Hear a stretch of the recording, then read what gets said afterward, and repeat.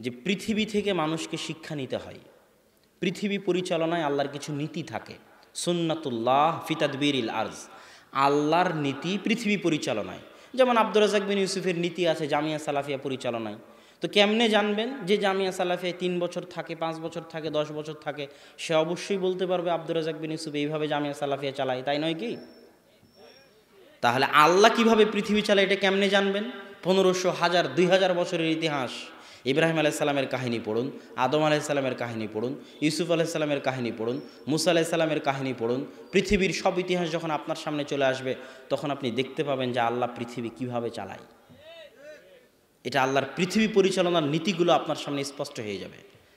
তো আল্লাহর পৃথিবী পরিচালনার নীতি থেকে গত 1500 বছরের ইতিহাসে দেখা যায় যে মুসলমানেরা আজকে যতটা বিপদের সম্মুখীন এর চাইতে হাজারো গুণ, শতগুণ বিপদের সম্মুখীন ছিল দুটো সময়। এক, যখন ক্রুসেডাররা ফিলিস্তিন দখল করে নিয়েছিল। আজকে যেমন ইসরায়েল ফিলিস্তিন দখল করে আছে বাইতুল মাকদেস, ঠিক ক্রুসেডাররা এরকম বাইতুল মাকদেস দখল করে নিয়েছিল। ওই সময়টা ছিল মুসলমানদের জন্য খুব শোচনীয় সময়। দুই, যখন হালাকু খাঁ চেঙ্গিস খাঁ মুসলমানদের মাথা কেটে মিনার তৈরি করতো বাগদাদের মতো উন্নত শহরকে একদিনে বিরান মরুভূমি বানিয়ে দিয়েছিল। ওই আব্বাসী খেলাফতের রাজধানী ছিল বাগদাদ। অত উন্নত শহর তৎকালীন যুগে ইউরোপ কোনোদিন কল্পনাও করতে পারে না, আজকের বিশ্ব কল্পনা করতে পারে না। এত উন্নত শহর ছিল বাগদাদ। সেই বাগদাদকে একদিনে বিরান মরুভূমি বানিয়ে দিয়েছে হালাকু খাঁ চেঙ্গিস খাঁ, আর মুসলমানদের মাথা কেটে মিনার তৈরি করেছে। সেই হৃদয় বিদারক ইতিহাসগুলো পড়ে দেখুন। হালাকু খাঁ চেঙ্গিস খানদের ঝড় উঠেছিল তাতার, মঙ্গোলিয়া, চীনের পাশে। এখান থেকে এই ঝড়কে থামানোর মতো পৃথিবীর কেউ ছিল না। মনে হচ্ছিল একদম দুনিয়া থেকে ইসলামকে মিটিয়ে তারপরে হালাকু খাঁ চেঙ্গিস খাঁ থামবে। তো এত বিপদে মুসলমানরা আগে কোনো দিন পড়েনি, এখন তো এগুলো কোনো বিপদই নয়। তো ওই সময় মুসলমানদের কে উদ্ধার করেছে ইতিহাস পড়েন, তাহলে বুঝবেন যে আল্লাহ পৃথিবী কীভাবে চালায়। ওই সময় কোনো টুটাফাটা 10টা যুবক এক জায়গায় হয়ে বললো অমুক আমাদের আমির, লিল্লাহে তাকবীর, চলো বম মারি, তাদের মাধ্যমে আল্লাহ মুসলমানদের উদ্ধার করলো, এটা আপনি ইতিহাসে পাবেন না। আপনি ইতিহাস ঘাটলে দেখবেন বৈধ শাসক সালাহুদ্দিন আইয়ুবী ছিলেন মিশরের বৈধ শাসক। তিনি কোনো 10টা 15টা গ্রুপের নেতা নয়, বৈধ শাসক। সালাহুদ্দিন আইয়ুবীর মতো বৈধ শাসক দিয়ে আল্লাহ বাইতুল মাকদেসকে মুক্ত করেছে। ঠিক জাহির বেরবেস খান ছিলেন বৈধ শাসক, যিনি সর্বপ্রথম যার হাতে হালাকু খাঁ চেঙ্গিস খানদের তাতারি বাহিনীর পরাজয় হয় সর্বপ্রথম যার হাতে, তিনি হচ্ছেন জাহির বেরবেস খান। তিনি ছিলেন বৈধ শাসক। তো আল্লাহ সুবহানাহু ওয়া তাআলা মুসলমানদের নাজাত দেন বিপদে পড়লে বৈধ শাসক দিয়ে। তার আরেকটা দলিল হচ্ছে যখনই যারা বিপদে পড়ে তখন আল্লাহ তাদেরকে দোয়া শিখিয়ে দিয়েছে যে তোমরা দোয়া করবা যে আল্লাহ আপনি আমাদের সুলতানান নাসিরা, সাহায্যকারী শাসক দেন। এটা আল্লাহ দোয়া করতে বলেছে। কি দোয়া? সাহায্যকারী সুলতান শাসক দেন। এটা নয় যে সাহায্যকারী 10টা গ্রুপ দেন, যারা 10টা গ্রুপ এক জায়গায় জঙ্গি হামলা করে আমাদের নাজাত দিবে। আল্লাহ এটা শিখায়নি। আল্লাহ দোয়া করতে বলেছে সাহায্যকারী সুলতান, সাহায্যকারী শাসক দেন। মুসলমানদের সেই দোয়া করতে হবে এবং মুসলমানেরা নাজাত পাবে। অতীত ইতিহাস ঘাটলে পৃথিবী পরিচালনায় আল্লাহর নীতি দেখলে বোঝা যায় মুসলমানেরা আবারও যদি এই কঠিন পরিস্থিতি থেকে মুক্তি পায় তাহলে এরকম বৈধ ন্যায়পরায়ণ শাসকের হাত দিয়েই মুক্তি পাবে ইনশাআল্লাহ। আর যারা আমাদেরকে এই জাতীয় বক্তব্য দিলে দালাল বলে তাদেরকে আমি বলেছি এবং এখনও বলি, যেই দিন বৈধ শাসক জেহাদের ডাক দিবে সেই দিন আহলে হাদিসের বাচ্চারাই জেহাদের কাতারে সবার আগে থাকবে ইনশাআল্লাহ। অতএব আমরা জিহাদ বিরোধী এই কথা বলে আমাদেরকে কলঙ্কিত করার, এই কথা বলে আমাদেরকে দালাল পেট্রোডলার খাই এগুলো বলে আমাদেরকে ছোট করার কোনো উপায় নেই। যেই দিন দেখা যাবে বৈধ শাসক জিহাদের ডাক দিয়েছে সেই দিন আপনারাই যারা আমাদেরকে অপবাদ দিচ্ছেন তারাই হয়তো পালিয়ে যাবেন। কেননা তার প্রমাণ তো আছে, ইংরেজদের ক্ষেত্রে তার প্রমাণ তো আছে। ইংরেজ শাসনের বিরুদ্ধে প্রথম জিহাদের হুঙ্কার কে দিয়েছিল? শাহ ইসমাইল শহীদ রাহিমাহুল্লাহ, আল্লাহ তাকে শহীদ হিসেবে কবুল করুন। তার বই আছে রাফুল এদাইনের উপর, তার বই আছে তাদকিরুল ইখওয়ান যেখানে তিনি তাকলিদের বিরুদ্ধে লিখেছেন, তার বই আছে তাকবিয়াতুল ইমান যেখানে তিনি শিরক বেদাতের বিরুদ্ধে লিখেছেন। ভারত পাকিস্তানের মাটিতে কেউ এতটা কঠোর ও কঠিনভাবে শিরক বেদাতের বিরুদ্ধে লিখেছে এটা মনে হয় দুনিয়ার মানুষ জানতই না। তিনি হচ্ছেন শাহ ইসমাইল রাহিমাহুল্লাহ। তিনি রাফুল আদাইন করতেন, 25,000 হাদিসের হাফেজ ছিলেন, তিনি আহলে হাদিস। তিনি প্রথম ইংরেজদের বিরুদ্ধে জিহাদের ডাক দেন, কিন্তু তার স্বপ্ন এখন পর্যন্ত পূরণ হয়নি। এই কথা বললে তো আবার বিপদে পড়ে যাব। কেন তার স্বপ্ন এখন পর্যন্ত পূরণ হয়নি? তার দলিল হচ্ছে, মুসলমানেরা যখন ক্ষমতা হারায় তখন পুরো পাক ভারত বাংলাদেশের ক্ষমতা কাদের হাতে ছিল? মুসলমানদের হাতে। মুসলমানেরা যখন ক্ষমতা হারায় তখন পুরো পাক ভারতের ক্ষমতা কার হাতে ছিল? মুসলমানদের হাতে ছিল, তাই নয় কি? না শুধু বাংলাদেশ আর পাকিস্তান মুসলমানদের ছিল, সমগ্র ভারত উপমহাদেশ মুসলমানদের অধীনস্থ ছিল। তো যখন ইংরেজরা দখল করে নিল তখন শাহ ইসমাইল শহীদ যে জেহাদের ডাক দিলেন, সেটা কি জেহাদের ডাক? পুনরায় সমগ্র ভারতে যেন ইসলাম প্রতিষ্ঠা হয়, সেটাই তো, নাকি? তাই নয় কি? তো ওনার স্বপ্ন কি পূরণ হয়েছে? পূরণ হয়নি। তাহলে মুসলমানেরা কেমনে বলে যে আমরা স্বাধীন হয়েছি? 1947 সালে মুসলমানেরা যে দাবি করে আমরা স্বাধীন হয়েছি, আমার দৃষ্টিতে এই দাবি ঠিক নয়। কেন? আজকেও ভারতের পতাকা যে বিল্ডিংয়ে উঠানো হয়, ওই বিল্ডিংয়ের মালিক মুসলমানেরা। লালকেল্লা যেটা, সেই লালকেল্লায় ভারতের পতাকা উঠে, ওই বিল্ডিংয়ের মালিক মুসলমান। দিল্লির অলিতে গলিতে এবং ভারতের অলিতে গলিতে মুসলমান শাসকদের সেই পদচিহ্ন এখনও থেকে গেছে। অথচ আজকে ভারতের মুসলমানেরা কত কষ্টে নিমজ্জিত। এনআরসি, সিএ এর নামে ভারতের মুসলমানদের পরিচয় ছিনিয়ে নিয়ে দ্বিতীয় রোহিঙ্গা, দ্বিতীয় মায়ানমার বানানোর পরিকল্পনা চলতেছে। আমরা দোয়া করি আল্লাহ সুবহানাহু ওয়া তাআলা ভারতের মুসলমানদেরকে সহযোগিতা করুন এবং তাদের জন্য সুলতান আন নাসিরা, সাহায্যকারী শাসক পাঠান। আল্লাহুম্মা আমিন। সম্মানিত উপস্থিতি, আমি আমার বক্তব্যে বলতেছিলাম যে ইসলাম শাসন পরিবর্তন করায় বিশ্বাসী নয়। যে ক্ষমতায় গেছে তাকে ক্ষমতায় থাকতে দিতে হবে। এর অনেক ফল আছে, অনেক গুণ আছে। এই যে সৌদি বাদশারা, তারা এত সুন্দর করে তাদের দেশ কেন পরিচালনা করে? বা যারা দুবাইয়ের বাদশা, তারা এত সুন্দর করে কেন দেশ পরিচালনা করে? তারা জানে যে বংশ পর খরচ করেছিলাম তা আগে আদায় করি, 5 বছর পর তো চলে যেতে হবে, তখন সারা দেশ লুটে পেটে খেয়ে নিবে। এই জন্য গণতন্ত্র বাংলাদেশের যত ক্ষতি করেছে, পৃথিবীর আর অন্য কোনো দেশের তত ক্ষতি করতে পারেনি। কেন? বাংলাদেশের বয়স তো আর কম হলো না। কোথায় 1971 আর কোথায় 2019, 2020। তো সেখানে যখন বাংলাদেশ স্বাধীন হয় তখন মালয়েশিয়া বাংলাদেশের চাইতে দরিদ্র দেশ ছিল। আজ মালয়েশিয়া কোথায় পৌঁছে গেছে। আর বাংলাদেশ এখনও মনে করতেছে যে বাংলাদেশের উন্নতি হচ্ছে গার্মেন্টসগুলো, বাংলাদেশের উন্নতি হচ্ছে পদ্মা সেতু, রাস্তাঘাট। এই জিনিসটা বাংলাদেশের মানুষ কেন বুঝে না আমি বুঝি না। অবকাঠামোগত উন্নয়ন কোনোদিন উন্নয়ন নয়। এই বাইতুল হাম জামে মসজিদ, বিশাল বাইতুল হাম জামে মসজিদ তৈরি করলাম, বিশাল জামিয়া সালাফের বিল্ডিং তৈরি করলাম, কিন্তু যে ছাত্র পড়ে সেও পচা, যে শিক্ষক পড়ায় সেও পচা। তো বিল্ডিংয়ের দাম আছে? কোনো দাম নাই। তো অবকাঠামোগত উন্নয়ন কোনোদিন উন্নয়ন নয়। উন্নয়ন হচ্ছে শিক্ষার উন্নয়ন, জ্ঞানের উন্নয়ন। তো আপনি ব্রিজ দিয়ে কি করবেন? ওই ব্রিজে যে ইঞ্জিনিয়ার, সেই ইঞ্জিনিয়ার তো চায়নার, আর লেবার তো আপনার বাংলাদেশের। তাহলে এই ব্রিজের কোনো দাম আছে? যেই দিন আপনার ইঞ্জিনিয়ার দিয়ে আপনি পদ্মা ব্রিজ বানাতে পারবেন, সেই দিন বুঝবো যে হ্যাঁ আপনি উন্নত হয়েছেন। ঠিক তেমনি আজকের যে গার্মেন্টসগুলো, গবেষণা পড়ে দেখেন, বাংলাদেশের মানুষ কম শ্রমে বেশি কাজ করে দেয়, এই জন্য গার্মেন্টসগুলো চলে। যখন অন্য দেশের মানুষ কম শ্রমে এত বেশি কাজ করে দিবে, তখন বাংলাদেশের গার্মেন্টসগুলো বন্ধ হয়ে যাবে। এটাই পৃথিবীর নিয়ম, হতে হবে। না হলে যারা পারমাণবিক বম বানাতে পারে তারা একটা প্যান্ট শার্ট বানাতে পারবে না? তাদেরকে প্যান্ট শার্ট কিনতে হবে বাংলাদেশের কাছ থেকে, এটা কোনো কথা হলো? তার মানে কোশ্চিনকালেও এটা উন্নতির আলামত নয়। উন্নতি হচ্ছে শিক্ষায়, আর শিক্ষার জায়গাতেই তো বাংলাদেশ সবচেয়ে পিছিয়ে।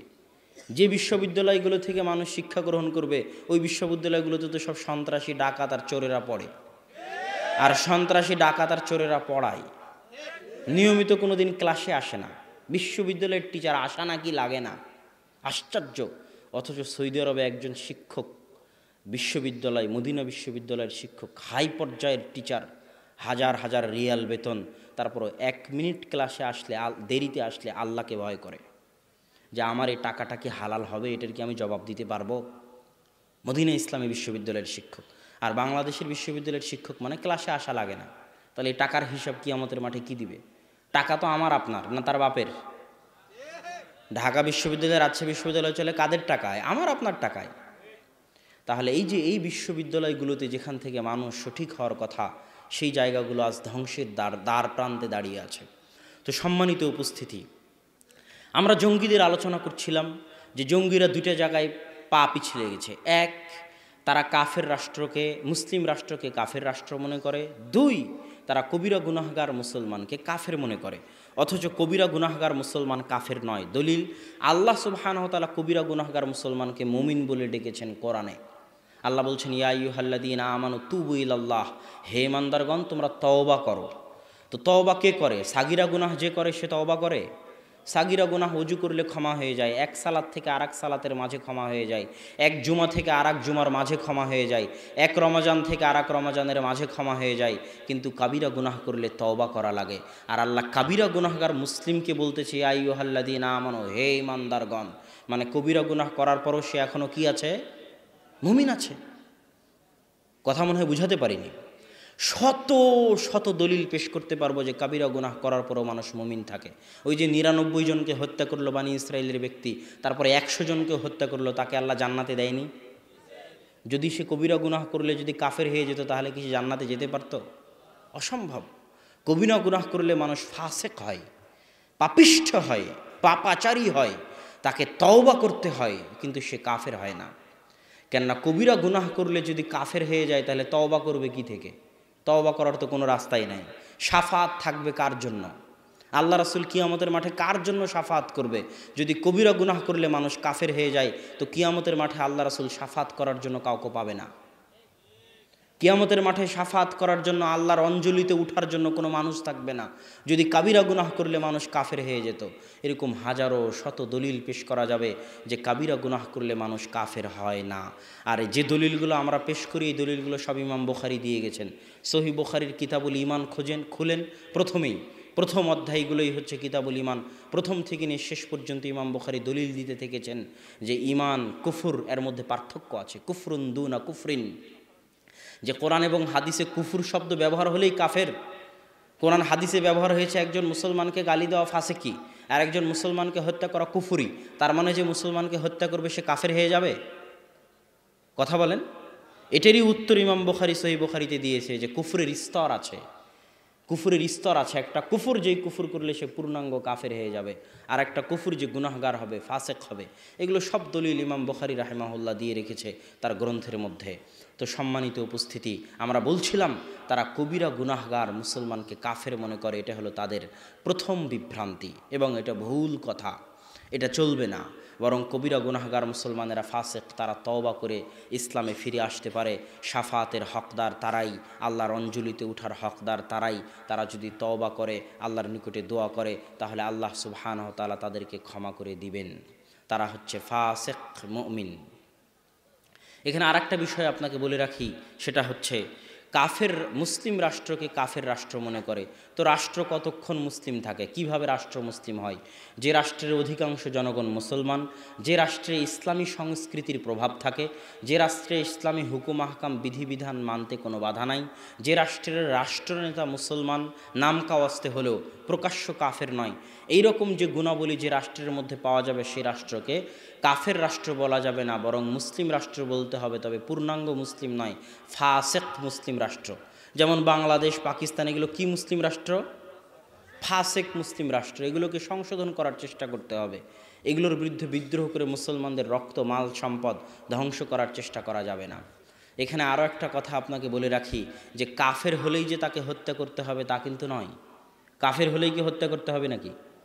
হ্যাঁ, এই সম্পর্কে ইসলামের বিধান আছে। কয়েক শ্রেণীর কাফের, যাদেরকে আপনি হত্যা করতে পারবেন না। আল্লাহ রাসূল বলেছে, তাদেরকে যদি আপনি হত্যা করেন, তাহলে আপনি জান্নাতের গন্ধও পাবেন না। এক, যেই কাফের রাষ্ট্রের সাথে মুসলিম রাষ্ট্রের চুক্তি আছে, চুক্তি, যে ইসলামী খেলাফতের সাথে কোনো কাফের রাষ্ট্রের চুক্তি আছে, ওই চুক্তিবদ্ধ কাফের রাষ্ট্রের কোনো কাফেরকে কোনো মুসলমান হত্যা করতে পারবে না। দুই, যেই কাফের রাষ্ট্র থেকে কোনো ব্যক্তি মুসলমান রাষ্ট্রে এসেছে নিরাপত্তা নিয়ে, রাষ্ট্র বলেছে আমি তাকে নিরাপত্তা দিলাম। যেমন যখন আল্লাহ রাসূল মক্কা বিজয় করলো, তখন আল্লাহ রাসূল বলল, আল্লাহ রাসূল কি বলল আপনাদের মনে আছে? আল্লাহ রাসূল বলল, সুফিয়ানের বাড়িতে, তাদের বাড়িতে, উমুক উমুকের বাড়িতে, সব নাম ধরে ধরে আল্লাহ রাসূল বললেন, তাদের বাড়িতে যারা আশ্রয় নিবে তারা নিরাপদ, তারা নিরাপদ, তারা নিরাপদ।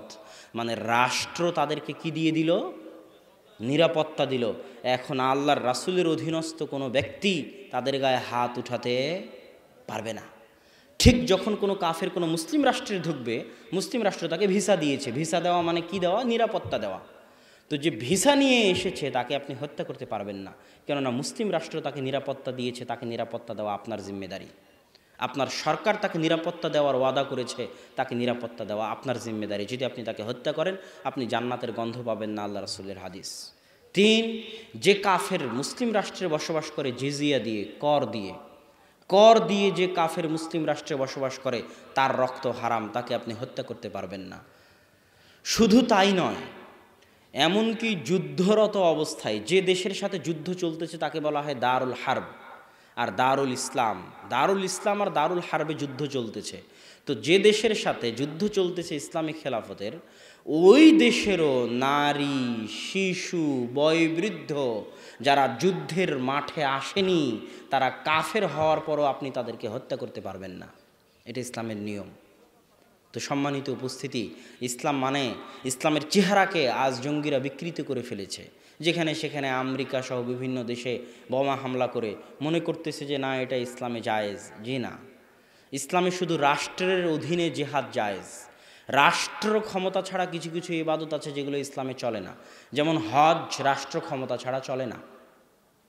মক্কায় কোন তারিখে, কয় তারিখে হজ হবে, আপনি বাংলাদেশ থেকে গিয়ে যদি বলেন আমি আমার তারিখে হজ করব, আর ওই আফ্রিকা থেকে এসে যদি বলে আমি আমার তারিখে হজ করব, হবে না। সৌদি বাদশাহ, সৌদি খলিফা, সৌদির যারা শাসক, তারা যেই দিন ঘোষণা দিবে যে এই তারিখে হজ হবে, আপনি যেখানকারই হন না কেন, আপনার দেশ যেখানেই হোক না কেন, আপনি যে মতই মানেন না কেন, যে ধর্মই মানেন না কেন, যে ফতোয়াতেই বিশ্বাস করেন না কেন, শাসক যেই দিন হজের ঘোষণা দিয়েছে সেই দিনে হজ হতে হবে। এটা ইসলামের নিয়ম। ঠিক ঈদ, আপনি এক গ্রামে আজকে ঈদ করবেন, আর একজন আর এক গ্রামে ঈদ করবে, এটা ইসলাম বিশ্বাস করে না। আপনার ফতোয়া যেটাই হোক, ফতোয়া একদিনে ঈদ করা হোক আর ফতোয়া আলাদা দিনে ঈদ করা হোক, কিন্তু রাষ্ট্র যেই দিন ঈদের ঘোষণা দিবে, আপনার ফতোয়া যেটাই হোক, আপনাকে ওই দিনে ঈদ করতে হবে। এরকম জিহাদ, ইন্নামাল ইমাম জুন্নাতুন ইউকাতালু মিন ওয়ারাইহি, ইমাম হচ্ছে ঢাল, তার পিছনে থেকে জিহাদ করতে হয়। ইমাম মানে রাষ্ট্রনেতা, তার পিছনে থাকা ছাড়া, তিনি সামনে থাকা ছাড়া যুদ্ধ হয় না। তো সম্মানিত উপস্থিতি, আমরা সঙ্গে দিচ্ছিলাম যে আমরা কাফের রাষ্ট্র, মুসলিম রাষ্ট্রকে কাফের রাষ্ট্র মনে করি, যেটা মনে করা ঠিক নয়। বরং যতক্ষণ মুসলিম রাষ্ট্র আছে ততক্ষণ সেই মুসলিম রাষ্ট্রের যাবতীয় বিধিবিধান মেনে চলা আপনার জন্য জরুরি। যেমন বাংলাদেশ একটা মুসলিম রাষ্ট্র, আমি মনে করি এই বাংলাদেশের মুসলিম রাষ্ট্রের নিয়ম হচ্ছে রাস্তার সিগন্যাল দেওয়া আছে। কথা কি বুঝতে পারছেন? তো আপনি যদি ওই সিগন্যাল অতিক্রম করেন, তা আমার দৃষ্টিতে আপনি গুনাহগার হবেন, আমার বুঝে বলে, কেননা আপনি মুসলিম রাষ্ট্রের নিয়মকে লঙ্ঘন করলেন। বাংলাদেশের নিয়ম হচ্ছে যে আপনাকে এই জায়গায় এই কাজটা করতে হবে, এই জায়গায় এই কাজটা করতে হবে। যতক্ষণ না ওই কাজ ইসলাম বিরোধী হচ্ছে, ততক্ষণ ইসলাম বলে তুমি ওটা মানো। কথা না বুঝাতে পারলে আমি ব্যর্থ। যতক্ষণ রাষ্ট্রের কোনো কথা ইসলাম বিরোধী না হচ্ছে, ততক্ষণ ইসলাম বলে তুমি রাষ্ট্রের আনুগত্য করো, রাষ্ট্র যেটা বলতেছে সেটা শোনো। যদি সেটা তুমি লঙ্ঘন করো, তাহলে তুমি গুনাহগার হবে। এটার নামই ইকামতে দিন।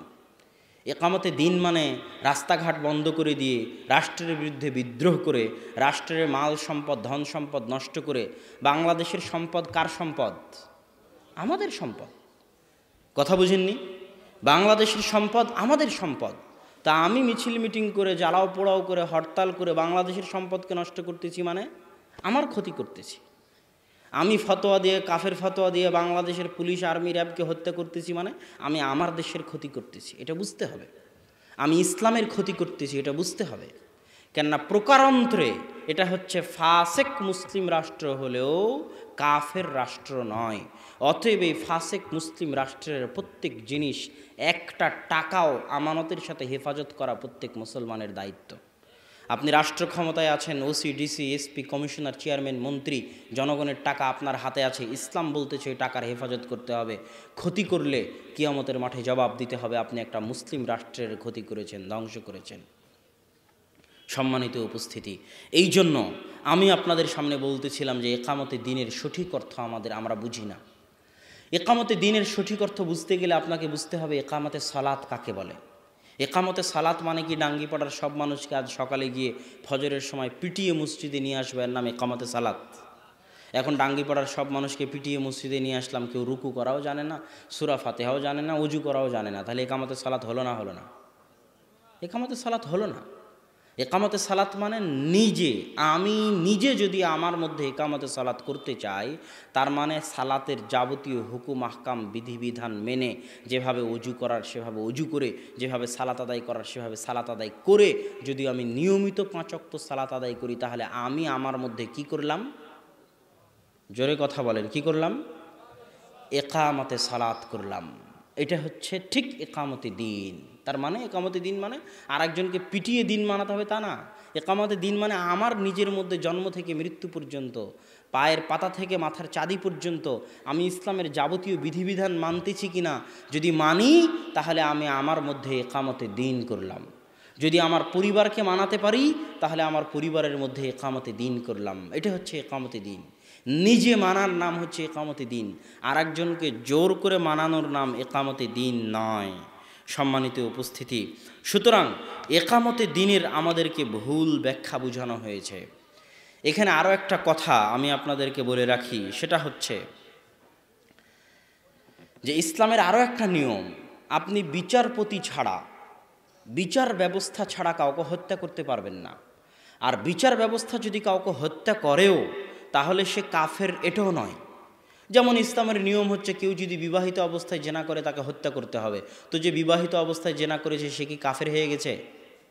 হ্যাঁ, তাকে তো হত্যা করতে বলা হচ্ছে। একদল মানুষ মনে করে যে বিধানে হত্যার হুকুম আছে মানে কাফের হয়ে গেছে। জি না, ওই হত্যাটা তার জন্য কাফারা, সে জান্নাতেও চলে যেতে পারে।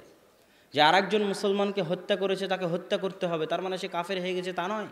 তাকে যে হত্যা করা হবে এই হত্যাটা তার ওই গুনাহের জন্য কাফারা, সে জান্নাতেও চলে যেতে পারে। ঠিক তেমনি বিচার ব্যবস্থা ছাড়া আপনি কোনো হুকুম বাস্তবায়ন করতে পারবেন না।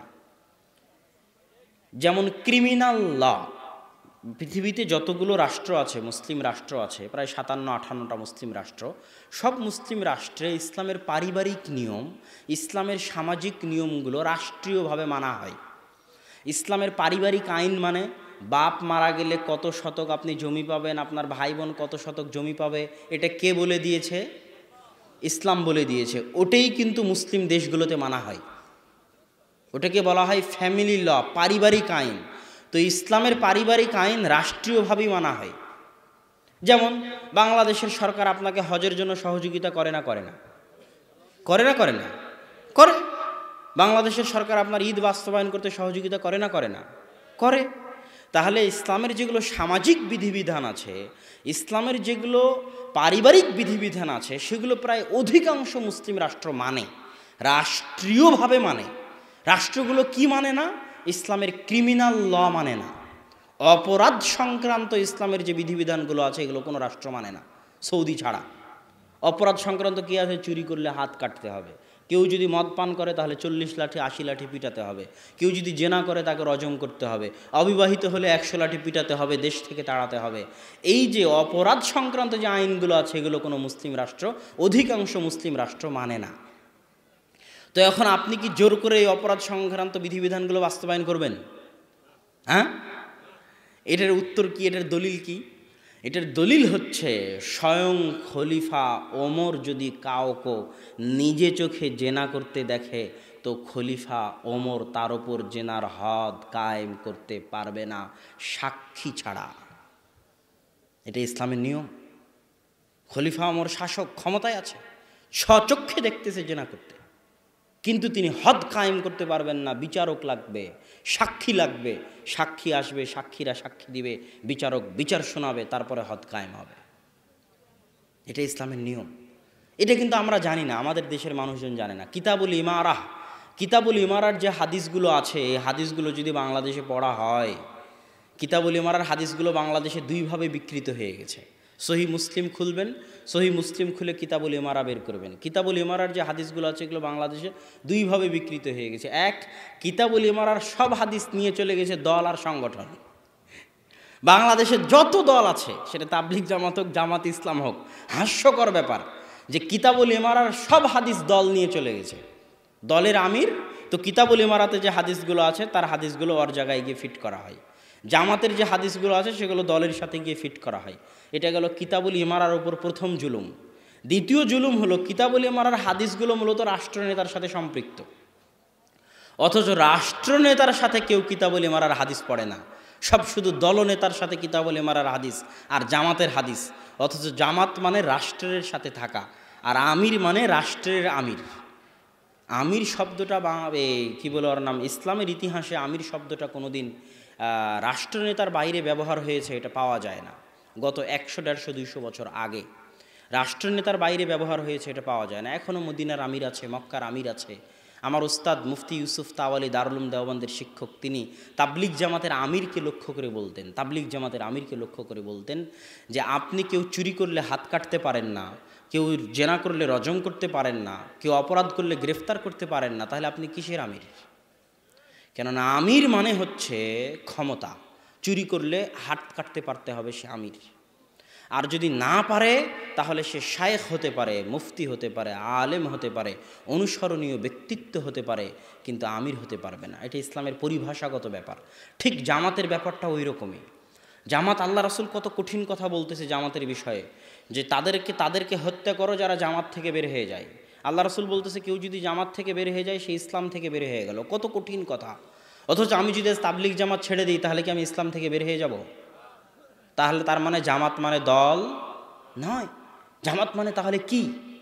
ওই যে আবু বকর রাদিয়াল্লাহু তাআলা আনহু বলতেছে যারা যাকাত দিবে না এদেরকে আমি হত্যা করব, এদের বিরুদ্ধে যুদ্ধ করব। তো ওমর রাদিয়াল্লাহু তাআলা আনহু বলছে কেমনে যুদ্ধ করবেন? এরা তো সব আশহাদু আল্লা ইলাহা ইল্লাল্লাহ, আশহাদু আন্না মুহাম্মাদুর রাসূলুল্লাহ এই কালেমা পড়েছে, এদের তো রক্ত হারাম, এদের বিরুদ্ধে তো আপনি যুদ্ধ করতে পারেন না। এটা কে বলতেছে? ওমর রাদিয়াল্লাহু তাআলা আনহু বলতেছে। তো ওমর রাদিয়াল্লাহু তাআলার কথা শুনলেনই না আবু বকর রাদিয়াল্লাহু তাআলা আনহু।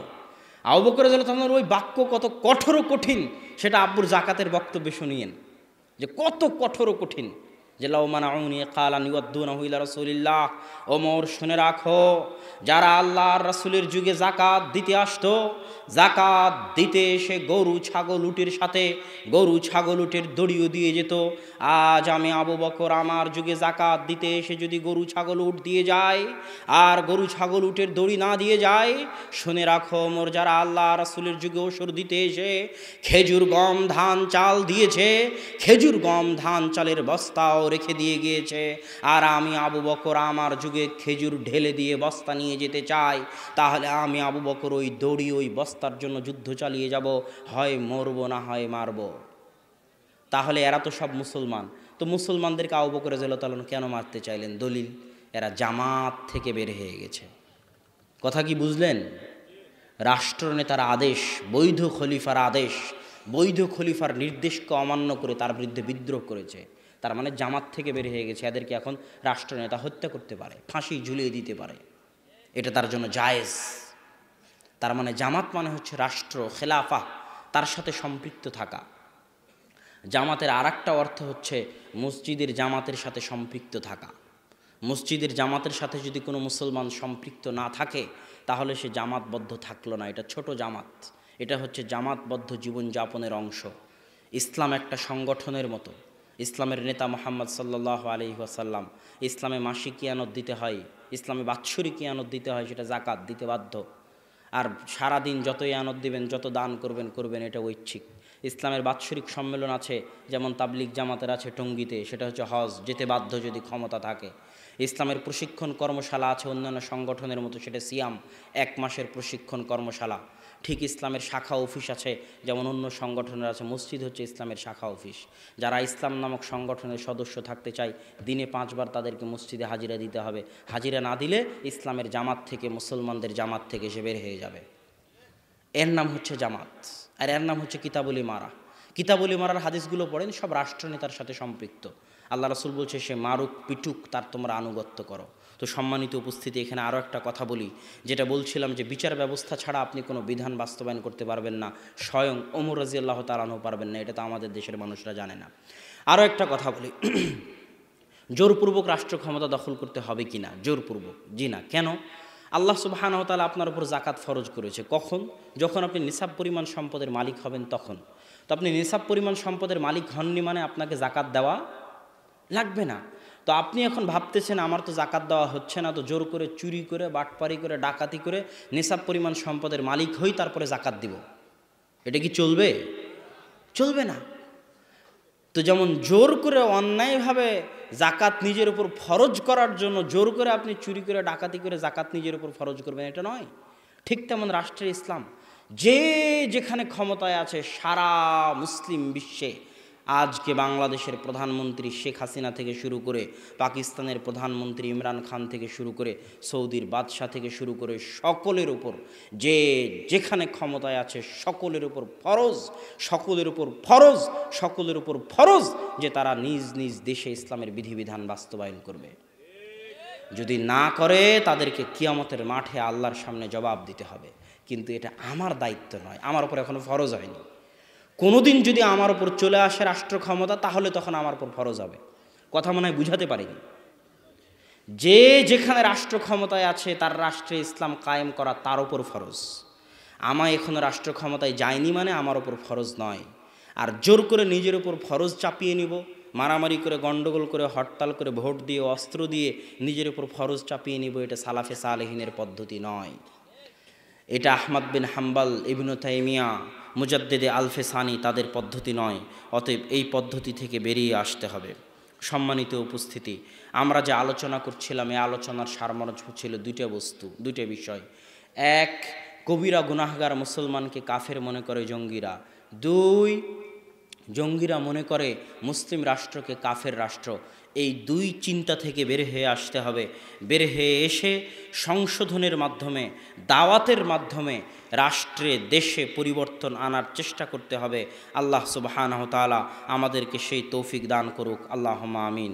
বক্তব্যের শেষে এসে আপনাদেরকে বলতে চাই যে এই যে সালাফি কনফারেন্সকে অনেকে জঙ্গির সাথে লাগিয়ে দিল, আব্দুর রাজ্জাক বিন ইউসুফ বা আমাদের যারা আহলে হাদিস আলেম ওলামা আছে, কোথায় যেন একজন দেখলাম অনেক কিছুদিন আগে একজন কোন পুলিশ কমিশনার তিনিও বক্তব্যে বললেন যে জঙ্গিরা সাধারণত আহলে হাদিস হয় বা জঙ্গিরা সাধারণত সালাফি হয়।